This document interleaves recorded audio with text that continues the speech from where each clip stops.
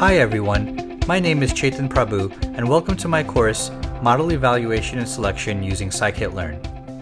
I am a data science practitioner and leader with over 10 years of data science experience in industry. In this course, we're going to learn about techniques and methods that you can use to evaluate how well your machine learning model is performing, and also how to select the best model from a set of models that you've built. Some of the major topics that we'll cover include why model evaluation and selection is important and useful, metrics and formulas used to measure the performance of classification and regression models separately, methodologies to perform model selection, avoid overfitting, and picking the model that will perform best in the future. Finally, you will learn how you can implement all of these ideas in scikit-learn, which is a major machine learning library in Python.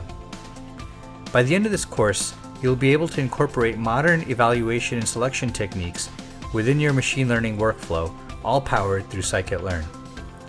But before beginning this course, you should familiarize yourself with how classification and regression machine learning models are built. I will assume you're comfortable with what a machine learning model is and how they are created. I hope you'll join me on this journey to learn more about improving your machine learning workflow with the Model Selection and Evaluation in Scikit-learn course at Pluralsight.